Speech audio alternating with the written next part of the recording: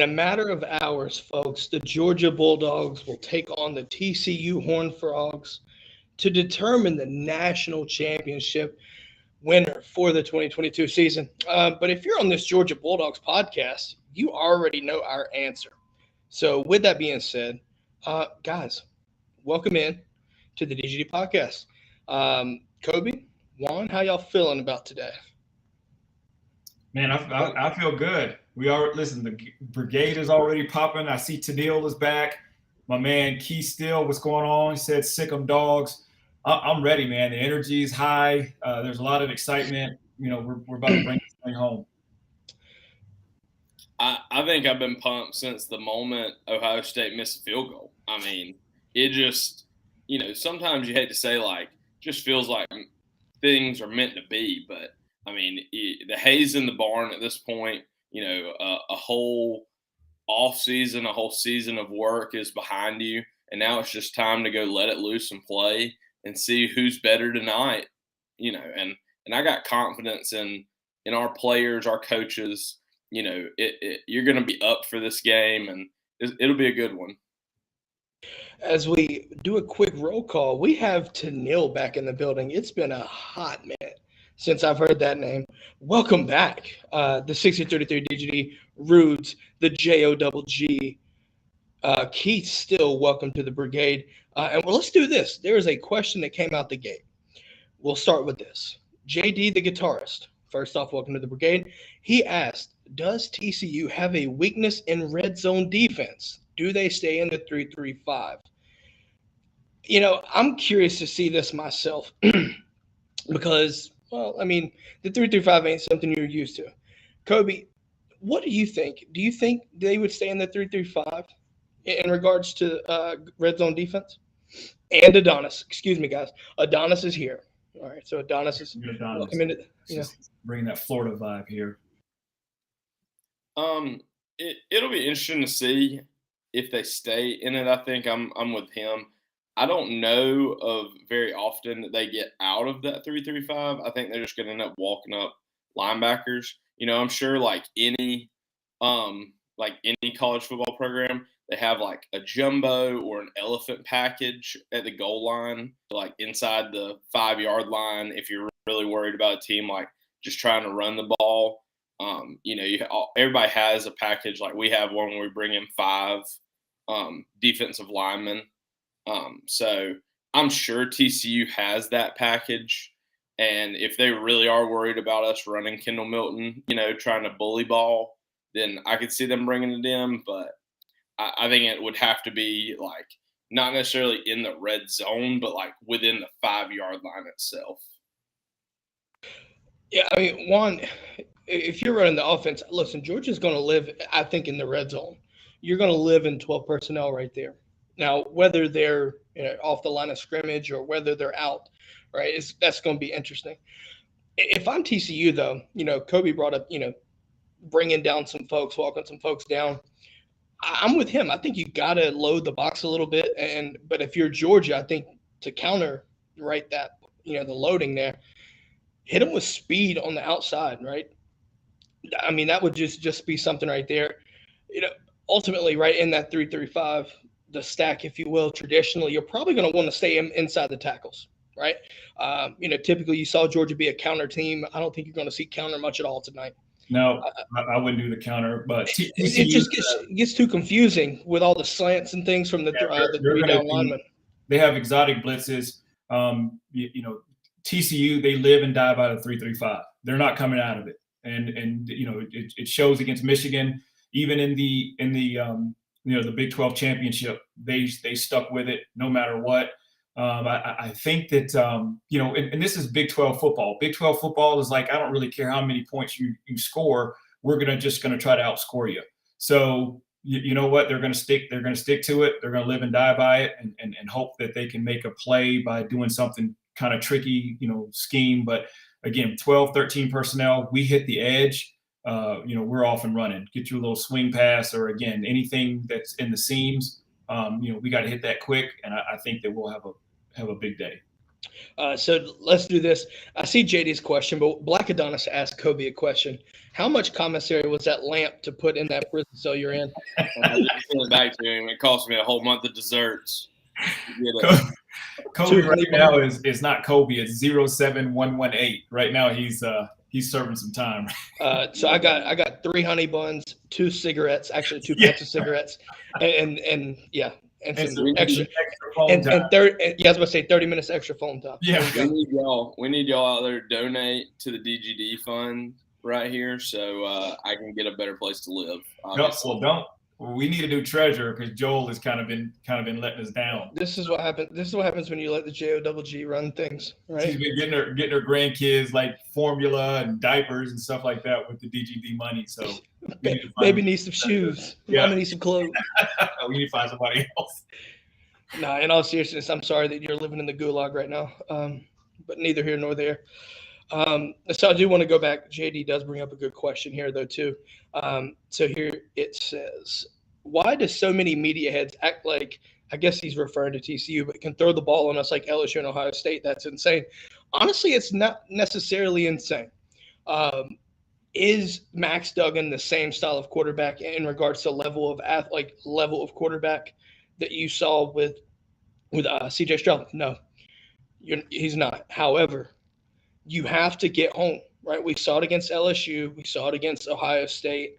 If you don't get home and you force your cornerbacks to have to, cover longer than expected, things can get hairy, right? That's what happened at Ohio State. But LSU and Ohio State both had receivers that could arguably that are going to go first round, right? Maybe Keishawn Butte questionable, but Neighbors, I think next year could go in the first round as well. But you got Quentin Johnson from TCU. Don't sleep on Quentin Johnson. But it's not as deep, right? TCU's receiving room is not as deep as, Ohio State's by any means. I think Ohio State's easily the deepest receiving core we've probably seen in 2 years. Just going to leave that there.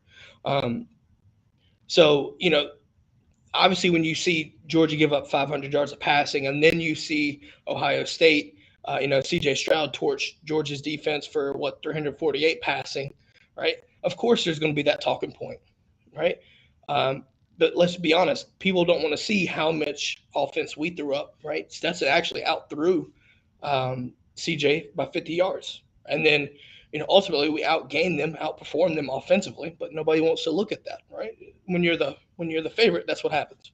Well, here's the difference if you look at it, right? So again, I made references to that SEC championship when we played Alabama last year, and Bryce Young kind of ran all over us. The same thing with CJ. CJ and Bryce Young are pure passers. And so if you're a pure passer, then all of a sudden you start running, it kind of opens things up a little bit.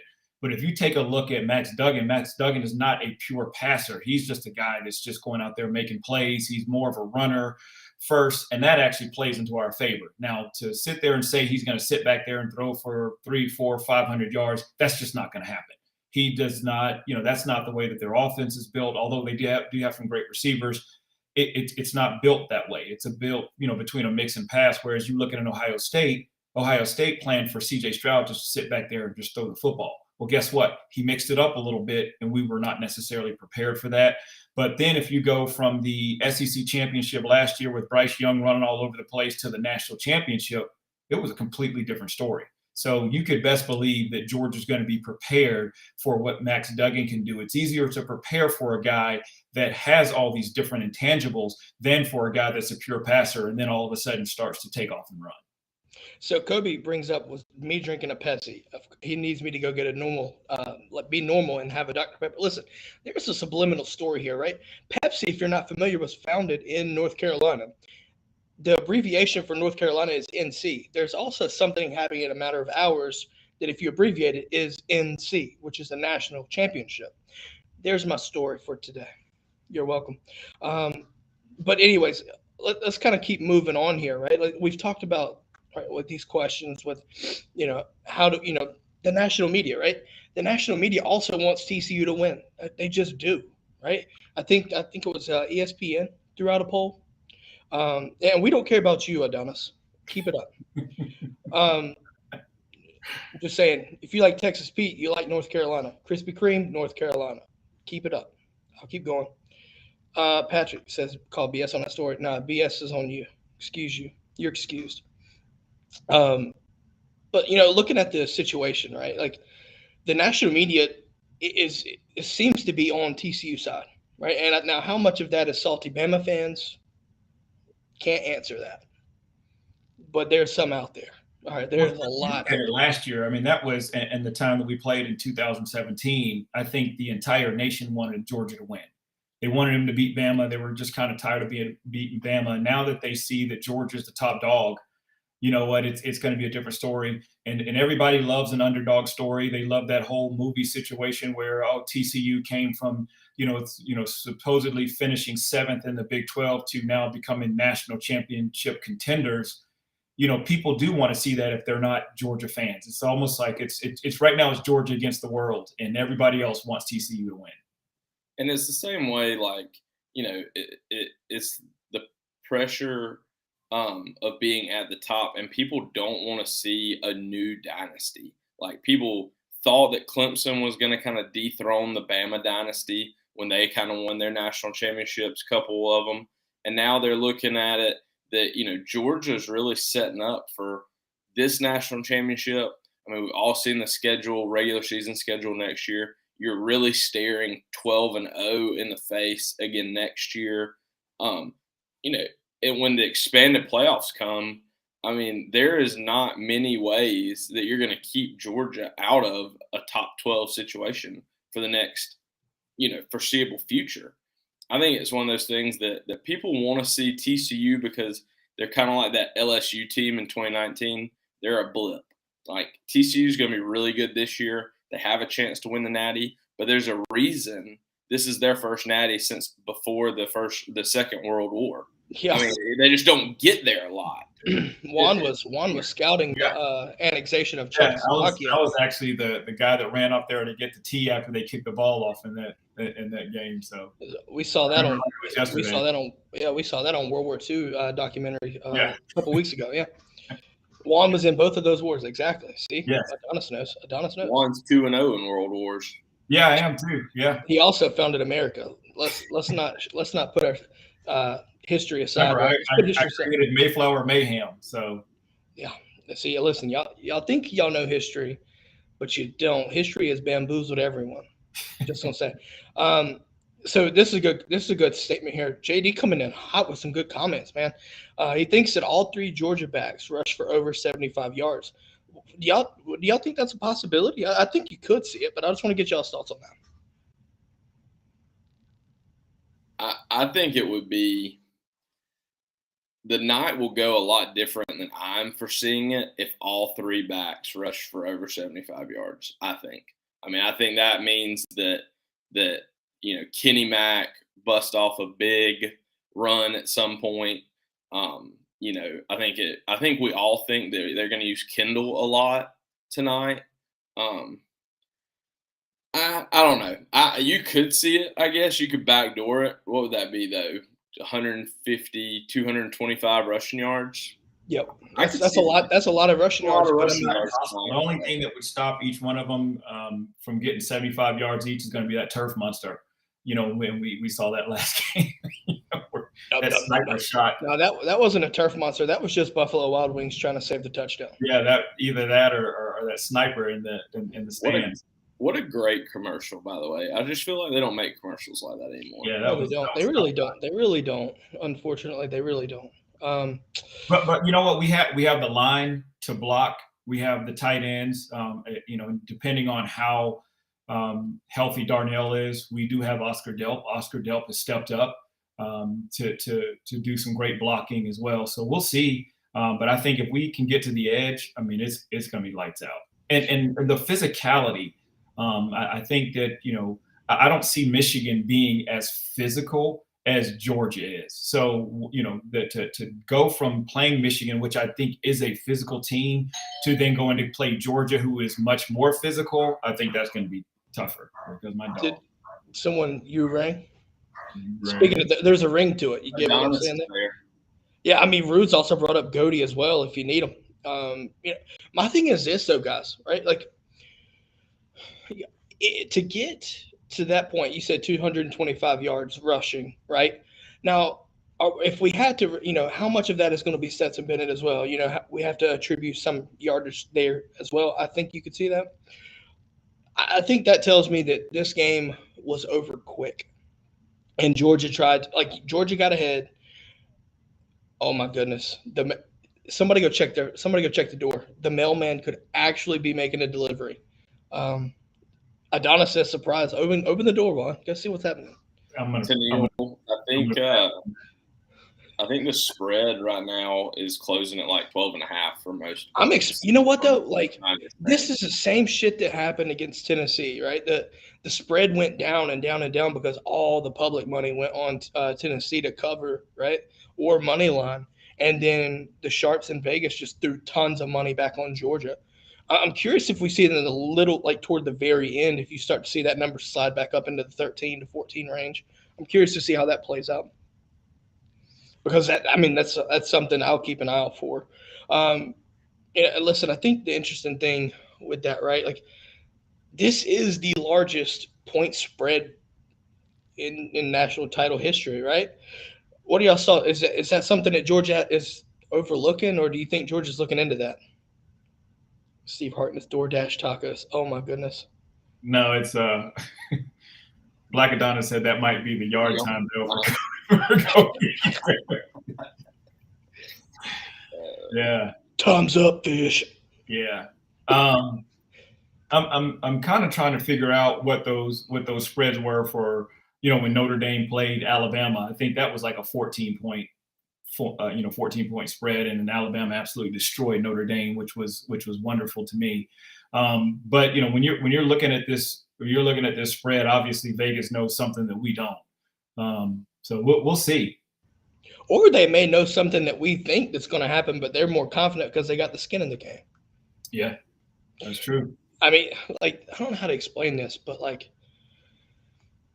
when you look at TCU, it's not that we're disrespecting TCU, but like, are they really? I mean, I guess they're meant to be here, but like, it's so weird. It feels like this year kind of was like a 2007 feel, where like everything crazy happened, right? And then you get some crazy type shit happening, and that all the way through the national title.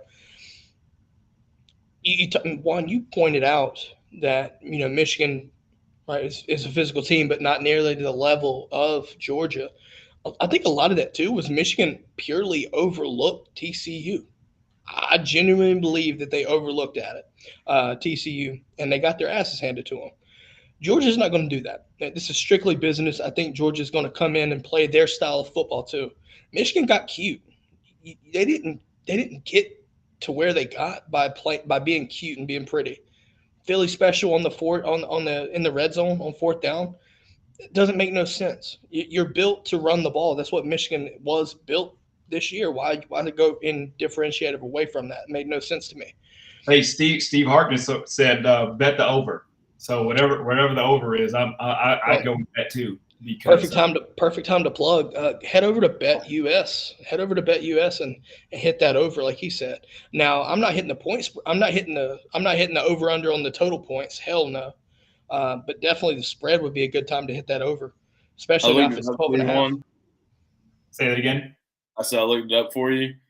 The Alabama was 10-point favorites against Notre Dame in that national championship. And what Notre was Dame it? 48-14. 42-14. Yeah, 42-14 was fun. Jesus Christ. I forgot about this. Is why Notre Dame should not be in. In 2020, when they played in the playoffs, in the semifinals, Bama was 19.5-point favorites. That was in the semifinals in 2020. What's the over for that? Alan Hampton said it's going to be a nail biter, 35-32. I do think that it's going to be a high-scoring game, and like I said, I would have taken the over for that Ohio State-Georgia game. That was, 83 points? So Steve also says 63.5 is the over-under. I feel like that's a lot of points, though, man. I'd take that. Over? Yeah, especially if it's a 35-32 game. Yeah. Well, fair, but then what if Georgia gets ahead and then tries to take the air out of the ball? let me just 'Cause tell it you. can happen. It can happen. Let me tell you this. TCU is one of those teams that you're going to have to bury. You're going to have to score gobs and gobs and gobs of points because So even you're if thinking it could be an Oregon situation potentially. they have nothing to lose. They're playing with house money right now. So you could best believe every trick play, every punt rooski, everything that they have, you can best believe. And I'm going to tell you what, if they get to a point where it was a great timeout, we talked about it, great timeout by Kirby on that fake punt. But I can promise you right now, if it's 4th and short, TCU's going for it. I mean, Landon brings up a good point here too. He says he sees it being 45-42 or 45-14. Don't see much of an in between. It's tough, man. I mean, it can be a multitude of scores, right? I think that's why it's interesting to feel this way. But I think Georgia scored 42 points against Ohio State, all right, to come back. I brought up this point. It could feel like a little Oregon situation where you just continually keep your foot on the gas, right? There's only 60 minutes more of football in this entire season. And you have the chance to win back-to-back national titles. First time in the college football playoff era, right? First time since 2011, 2012, Alabama did it, which also reminds me, Kirby Smart was on that staff too. So I'm telling you right now, Kirby Smart's going to have these guys laser focus. And if there's any game to just absolutely decimate, like we saw it against Oregon, what better way would it be to go 49-3 against Oregon and then somewhat of the same against TCU in the national championship game? I mean, that'd be great. That's a statement. That's a statement.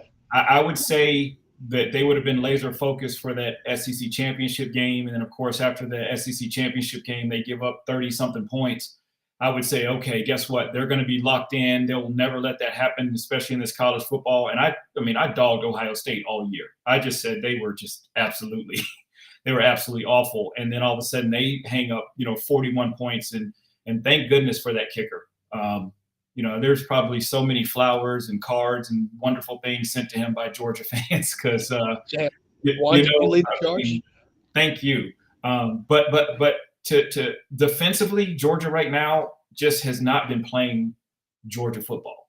And so right now, it's just, to me, it's going to have to be a Big 12 game. And I'm okay with playing Big 12 football as long as we can just keep putting points on the board. Kirby, you look like you were about to say something, man. Yeah, no, I'm with Juan.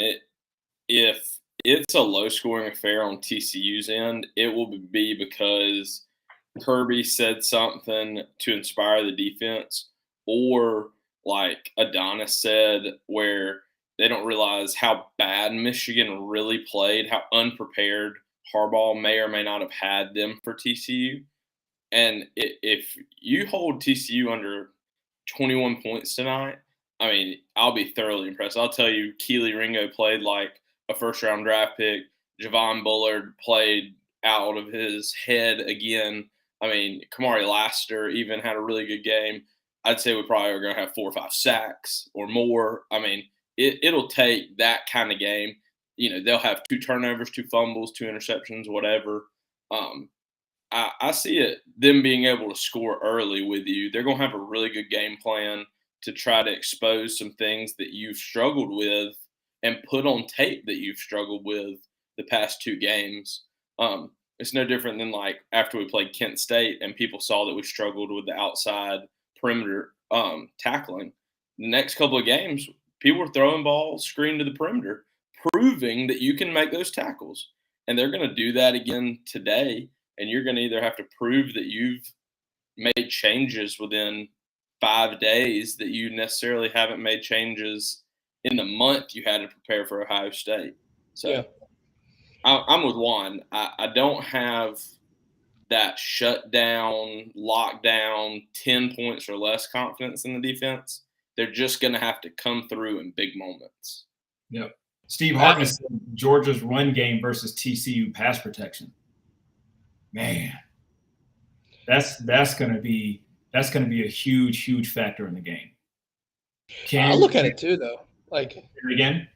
No, I was just saying I look at it too. TCU, they have some big guys, thick guys up front on the offensive line, but they're not as athletic as what you had seen in games past. So, to that point, I think you have to look at guys like Warren Brinson, obviously Jalen Carter, to disrupt the interior of that offensive line. And if you can do that, I think you also have to have the edge playing a great game, right? And game plan, setting the edge, but also keeping Duggan contained in the pocket. Because if you have to make him step up, that's when the interior can cause problems and wreak havoc all night. Continue. Sorry, Juan. I think I interrupted you. My bad. No, that's what I'm just saying though. But in order for that physicality. So will TCU's pressure? Will their pass protection hold up? Again, I don't necessarily see Duggan as that 1, 2, 3. Go through his progressions and then make throws. He's a one step, ready to throw guy, and if not, he wants to take off and run or just kind of move the pocket. Ohio State did a great job of moving the pocket. And I wonder if that's going to be something that TCU is going to try to utilize, move in the pocket for Duggan. And then again, our run game, what are we going to be able to do? Are we going to be able to tackle that 3-3-5? They're going to be doing some exotic blitzes, some twists, some stunts, anything to try to confuse us, to try to get some hits on our backs. And I think they're going to sell out on the run. They're going to sell out on the run. I think we can take some shots down the field. Adonis Ruse. I saw some other comments pop up. Ruse says he'll be looking for big game Bullard. Guy's a beast and the perfect game for him to shine at star. I mean, that's a candidate for X Factor coming into this game tonight. I'm just going to leave that there. Pat apparently is calling Adonis, letting him know that Kobe's streaming his Wi-Fi through that contraband pipe going out the window. Doug's on 503. How is it going, sir? Good luck, brother. Going for the Dogs. Got money on them. Doug Shore learned their lesson. Hey, it feels like it's been forever, right, since we've seen that game in Atlanta. But it's going to be – I think it's a different feel for tonight, right? Ross says, what's the line on Duggan getting sacked 4 more times? It's a good question. I don't know if there is – I don't know the actual line for that. I mean, maybe we said it ourselves. What are your predictions? Like, I think you see 3. I'm going to call 3 because his ability to run, right, it might not count as a sack, right, more so than a designed run. So I don't know how they go for that, but I think you see 3 true sacks in this game from Georgia. I mean, I think you see a lot of pressures, but I think you get home a few times. I think if you see 4 more, it's going to be predominantly because we're dialing up those kind of pressures. Your cross dogging linebackers, your blitz in the corner, things like that are getting home, that are confusing the offensive line, that they're not accounting for a guy. There's a free runner at the quarterback. And then, I agree. Duggan's pretty elusive. So even though you may not sack him necessarily that many times, I do think you see, or at least I think you hopefully see us impact him, take him off his spot, hit him a couple times, even on the runner. Even if he's just running for 3-4 yards, those hits add up late in the game. I look at it here. Mike Dudley with a hot take. I think how hot this is a question. UJ defense, 10+ sacks / tackles for loss. So accumulation of sacks and tackles for loss. He's got 10+ this game. That's bold. That is bold. Well, it would not be as bold if their starting running back wasn't injured. So their starting running back is he's kind of injured. I don't know if he's going to play for sure or not, but even if he does, he's not going to be 100%. So that's going to, give our defense enough, courage to say, hey, let's just dial up some more pressure. We're not necessarily worried about this, worried about them running the ball. Let's just dial up some more pressure and just try to frustrate this line for TCU. And to answer Adonis's question, he said, is Max better than the quarterbacks we have faced this year with his legs or arm? He doesn't really think so.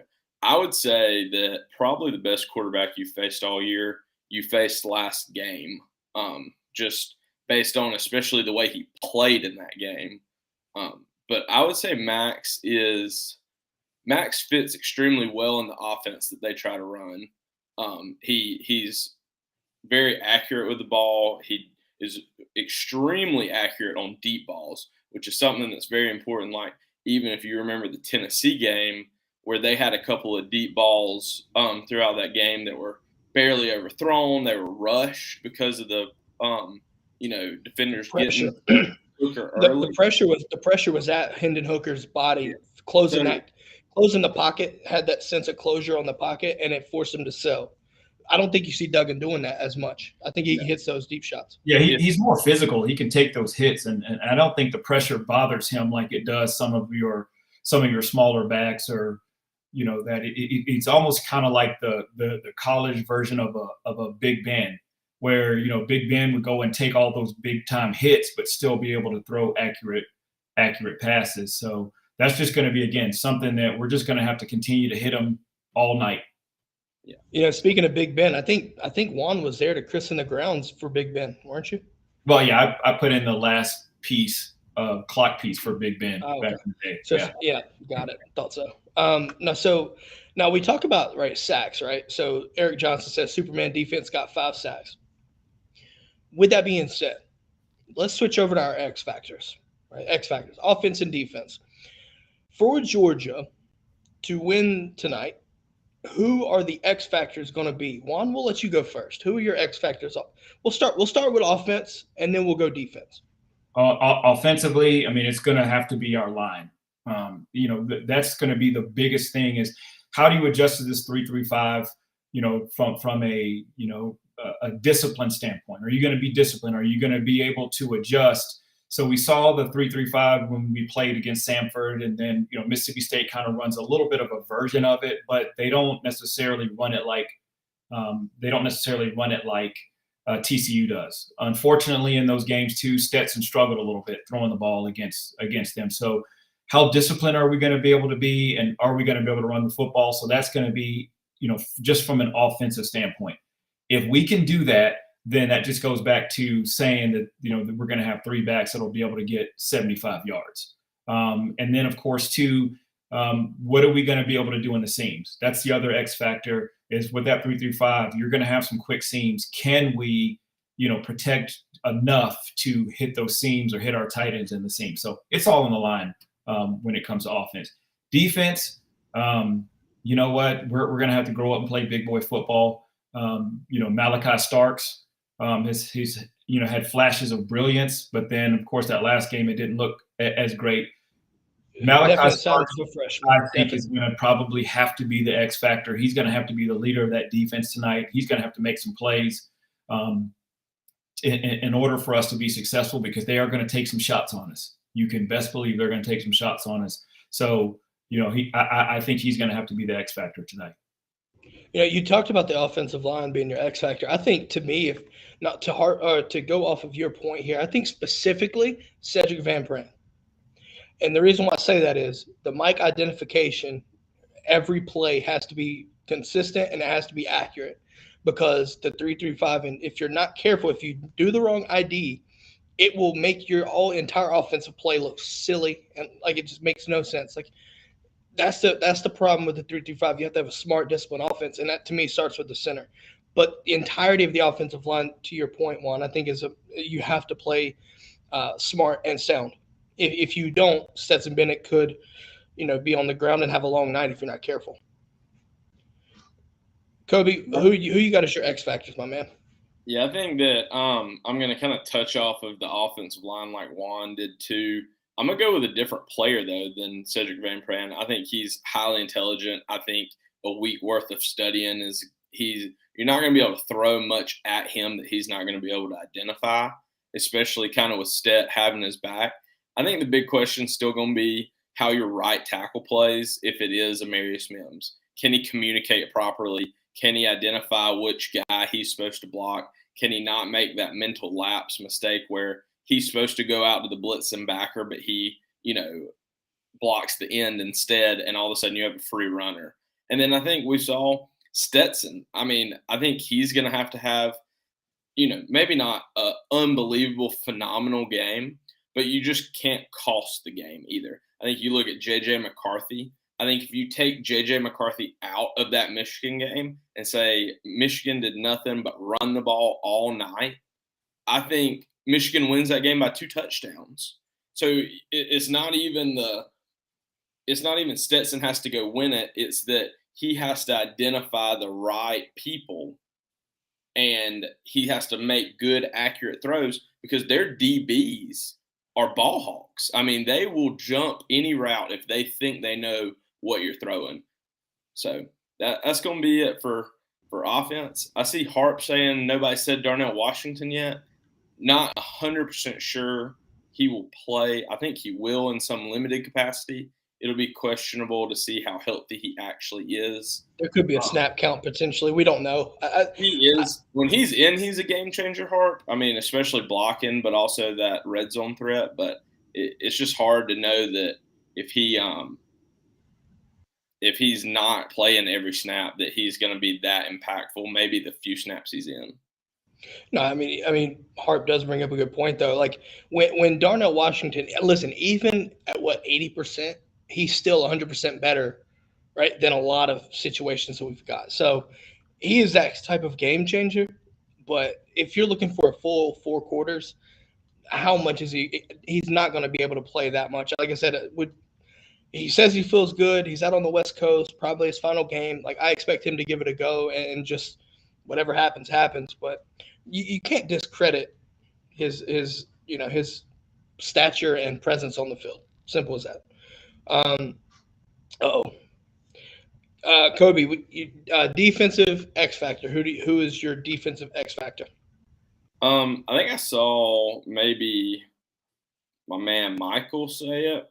Smile Munden is going to be a big, if he is the spy tonight, him or Pop.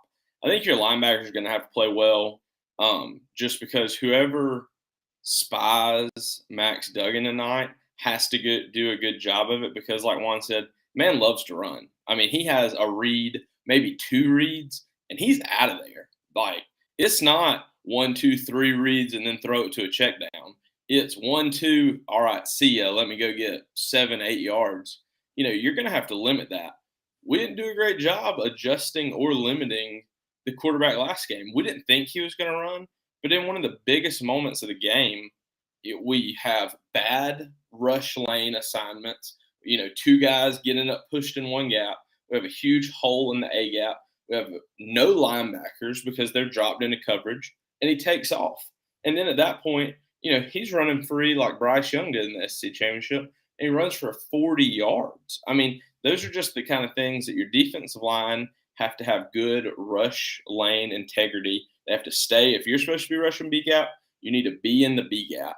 And then whoever's supposed to spy him can't get caught with their eyes somewhere else, and it costs you in a big situation.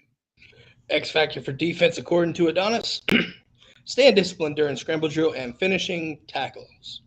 I'm not wrong with that. I think you have to. I think what you could see though is TCU try to hit you in space, right, and try to use that size and speed.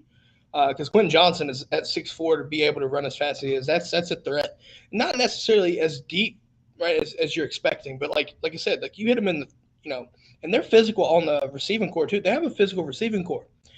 Somewhat, they've got some size. I think they got 2 guys that are 6'4". So if you see like small, middle, intermediate type passing game and try to hit you in space, you better believe, right, the cornerback and the secondary in general better be able to tackle in space and solidify, right, to get them on the ground. We got to protect that inside too. We were getting killed on inside slants or inside Dover route, man. That over route. The deep over killed us. That climb route was killing us. I mean, my question is this: as a former receiver, right, running the deep over is one thing. I feel like it's a man beater, right? In theory. Well, it's a man beater. It's also a zone beater. So if you get your best guy and run a an over route or the zone, you just kind of just have to sit back and wait for it. We just didn't get enough pressure on CJ to make that happen. So again, these are going to be things that we obviously have to think about. But I didn't see, the stuff that I watched on TCU. I didn't see them running a lot of the over routes, and that's not going to be necessarily something you could just throw in to a football game and make those types of adjustments based off of whatever scheme you have. I mean, you can do it. I mean, it's possible. However, for you to perfect it and run it at a top rate, it's not going to be as easy. And one, the OCs tend to be kind of a little. not even really cocky, but it's like, I'm not going to just put in the over route because it worked for Ohio State. Like, that's not what we do. You know what I mean? We're going to do what we do well. We're not going to – people can be funny Right. about stuff like that. Well, yeah, they'll say, you know what, we're going to stick with what got us here, and we're not going to be necessarily be willing to change. So, you know, we'll see what type of adjustments they're going to make, if they're going to do something different, or if they're going to try to, you know, go at Georgia's weaknesses. You know, I look at my X factors. I'll start on the defensive side of the ball first, and give me Chris Smith. It's easy. Well, it's not easy, but I say it could have been easy to pick Javon Bullard, and I think that could honestly be the guy that has the best game to seal a Georgia win. But Chris Smith in the back half of that secondary has got to be crucial, keeping things in front of him, closing down on Max Duggan, you know what I mean? Because not only could you have a spy, I'm expecting us to rotate spies, right? But if you start to see these kind of plays form, right? If you know, being able to contain those kind of short intermediate routes, however, coming down to close, right? Like third and medium. Think about it. Third and medium, and you see Max Duggan trying to sprint for the goal line. That closing speed that Chris Smith has could make or break a yard. And it could be a big deal from that. I see you. Yeah, Robert, your Wi-Fi is a little bit. It just looks like you're in the witness protection program, and they're just trying to blur you out a little bit. I'm in the gulag. I'm in the gulag apparently. But no, so I think Chris Smith could be, in my opinion, the X factor here. Offensively, give me Kendall Milton. I think the 3-3 stack is, how can I explain this? It's best suited for inside zone and power. And I ain't gonna say power, but I think it would be awesome to see some power run too. With that being said, I think your best bet to run, you have Kenny Mack and Kendall Milton, but give me Kendall Milton in this one. I think he could be the X factor there. Damn. Apparently, everything looks clear here. I don't understand this whole Wi-Fi situation. I don't get this. Yeah. Just saying. Witness security. Yeah. You look like over like Iran or something in a like getting interrogated. Distorted all to hell. Yeah. Would that be so? Let's see. Is there any questions that we're missing? Drinking. It must be. People don't want me to be elite today, man. This is stupid. That's what it is. God Almighty. Let's go ahead and transfer over this X factor. One X factor. We'll just do one. One X factor for TCU. If they're going to have a chance to win, who's going to be that guy to get them over the hump and beat Georgia? If that's the case. For me, I'd say Max Duggan. I mean, here's the thing: if you let Max Duggan run, and if he picks up a first down or he makes a big time play, that's just going to energize their team. And you know, even though they lost that Big 12 championship, he willed them down there for that game, and you could just see how the team rallied around him. I mean, he's a big time leader. He carries on his back, and all he has to do is make a couple of big time plays for them to play above, you know, what they actually are. And you know, so again, he's just one that we just gotta have to keep knocking him down. Yeah, and I agree. I think that Max Duggan has steered this ship to the national championship. I mean, he has willed their way back in multiple games. And it's not like Stetson, who we joke, or Bryce Young, who we joke, or all these people who have keys to the Ferrari, and that the offense is just unbelievable, and you could almost plug anybody in that situation and have the same results sometimes. But Duggan has really impacted their games. He has a lot of people believing in him and themselves. It'll be interesting to see how he handles the big stage. You know, I mean, I think he handled it really well against Michigan, but he didn't have a unbelievable game, kind of like we talked about. He ran the ball fairly well. He had 2 picks in the game. You know, I think he comes out and throws 2 picks tonight. He could be in quite a different situation than he found himself in the Michigan game. I'm going the entire TCU linebacking core, all 3 of them, because with that 3-3-5 stack, you also have to account for your tight ends, and Georgia's tight ends, you know, depending on obviously whether Darnell's in or not, you've still got 3 or 4 capable tight ends. Right? Good luck trying to block or trying to guard Brock Bowers, right? If Darnell's in and he's healthy as what we hope that he is, guard them both, right? Good luck. You know what I mean? But then try to shed the blocks, right? Because you know that's coming too. So I feel like if they can contain our tight ends, that keeps them somewhat in check and closer than what people might want to say. Like, not saying they're going to win, but I'm just saying, like, if you stop our off and disrupt the tight ends, I think ultimately you could do some damage there. That's just my pick there. Apparently, I'm getting cookies made. JOWG baking us some cookies. I don't deserve this treatment. Oh, man. Pat with the file in the cake. Old school. I was going to say, Kobe needs, get him a shank too, by the way.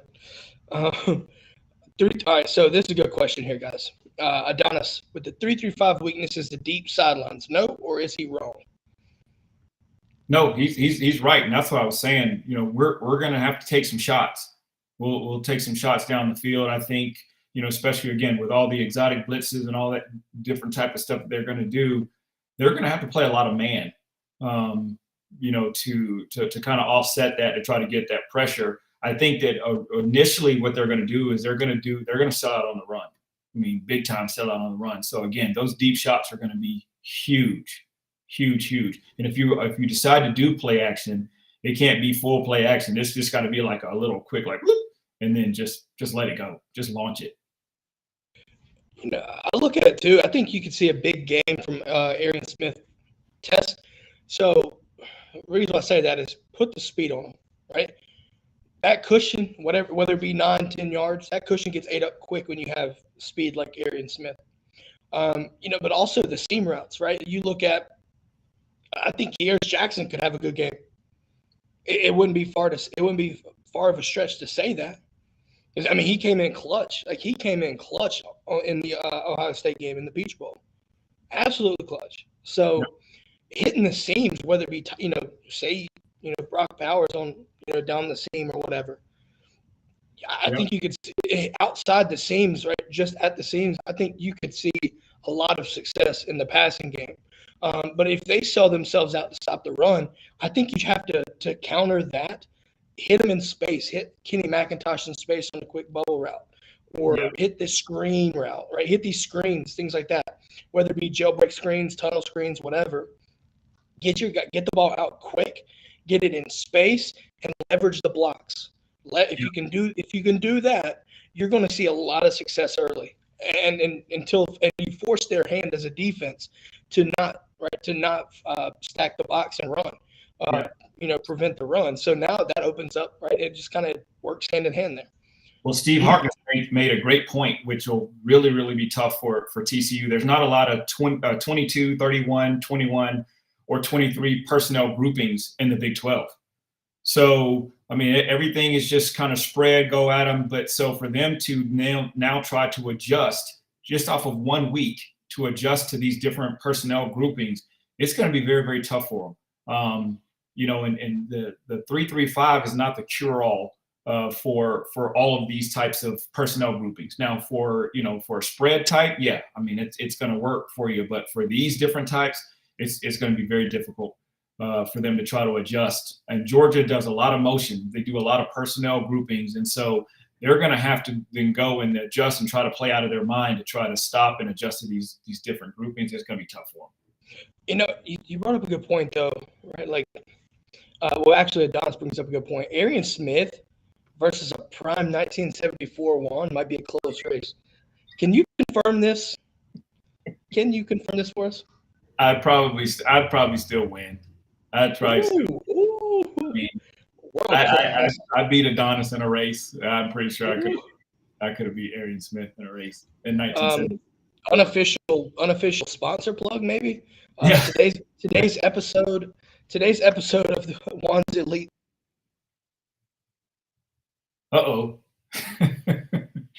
Uh-oh. It looks like that Wi-Fi.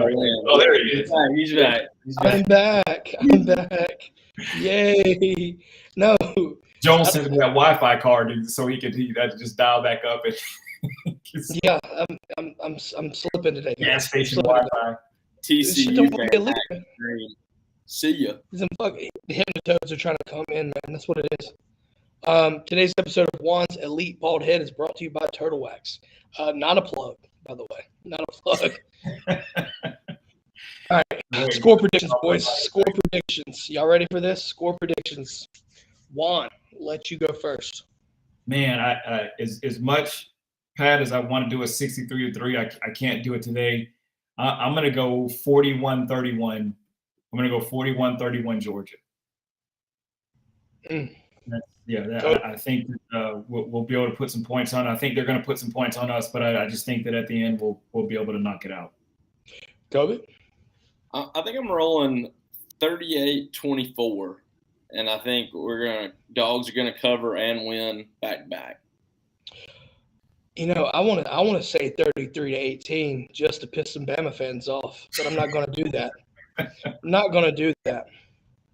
Give me 38-21, Georgia. Yeah, I think that sounds good to me. I think Georgia gets ahead early and then goes from there. I like Adonis' score prediction. He said 42-24, Florida. And then he corrected it and said UGA. And we're supposed to believe that he's a Georgia fan? Yeah. That's a lot of you notice this throughout the shows recently, there's been a lot of, typos, right? Like, does he have autocorrect set instead of UGA to UF? It makes me wonder. It really makes me wonder. You think so? I think so. So what you said, yours is, you said 38-21. 38-21. Like I said, I think they score, right? I think they score, and I think they get an opening drive or second drive touchdown. I think you sit there and you see them kind of struggle. They get a first down or two, maybe three, but then they stall out. I think Georgia kind of settles in a little bit, but I do think they score. They have the talent to score, but Georgia has to limit these guys and get home. And ultimately, I think once Georgia gets up, I think Georgia knows the process, and they just keep putting it down. Eric Johnson has got 38-20.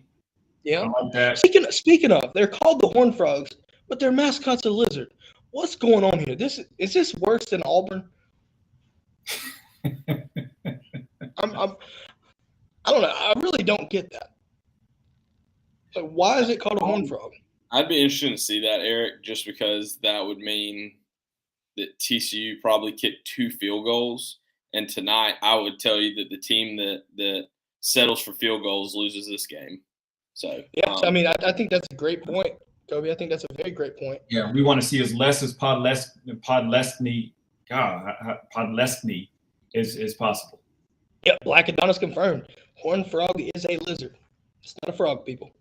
The hypnotoad. I'm curious though. What are y'all over under? Who wins the coin flip? I think Georgia wins and defers. What about you? If you think TCU wins, you're going to take the ball. Yeah, TCU wins and they're going to take the ball. Shaq said he's going to eat a horned frog if Georgia wins on the TNT show. It's interesting. I guess he just wants some fried. I think he just wants some fried frog legs. Maybe. Probably so. Sounds like, he's used to that down in Louisiana, right? I think it'll be a good game. I do think, I think I have to give credit here to TCU for getting to where they are right now because, let's be honest, prior to this, I think no one in their right mind would think TCU would be in this position. So shout out to TCU and your fans for getting here, but your fun ends tonight. Yep. I heard there's already a takeover in LA. They said that there are probably more Georgia fans, hands down, than you got TCU fans. So yeah, so over under 70%, 70-30, right? Is the over under here Georgia to TCU over or under 70-30? Oh, you talking about for a fan base? Yes, from the crowd split. I'd say over. I'd say over. Georgia travels well. I mean, heck, you even go to the Rose Bowl. They travel well. I sit there and look at my Facebook and Twitter. It's all pictures of people that are already there. You know, they're hopping over from Vegas to, going over there to LA. But I'll tell you what, if you did not leave today, or leave before that, I think flights from Atlanta were like $2,500, anywhere from $1,900 to $2,500. And the next week they were like back down to like $500. So I'm just gonna let y'all know. All the airlines for price gouging. So I'm just gonna let y'all know in our group chat, Adonis sent us a picture from the show today, and it apparently looks like, I don't know if it's his phone or not, but it looks distorted. I look distorted. They're trying to hide my. You are distorted. Yeah. Yeah, gotta love it. Gotta love it. It normally clears itself back up after a minute, but it has not today. It is held strong today. Holding 2 thumbs up for those who can't see me or pixelated. I held 2 thumbs up. First off, even with Bunker with the podcast, he's gonna get interrogated. Yeah. Why are you the podcast today? Yeah. Looks like I'm the only man that's free. Free man, Jesus Christ. Free at last. Eric Johnson reminds me of something. I saw Michael comment earlier that Darnell Washington's family was at the game. I just thought it was funny because, like, first off, players all get 6 tickets to each bowl game. And then second off, he's from Las Vegas, so it's less than like a 5-hour drive away. And then on top of that, something that people may or may not know is the college football playoff actually will reimburse your family's travel expenses to get to and from the bowl games and to the national championship. So I think each family gets like $4,500 to $5,000 of travel expenses, depending on how far the bowl site was from their house. So wow. They're probably making a pretty penny by showing up, as well as getting to see their son play in the national championship. Wow. Yeah, I know we got like 4,200 when we played in the Rose Bowl or something like that. Something crazy. So yeah, you can't beat that. Cannot beat that.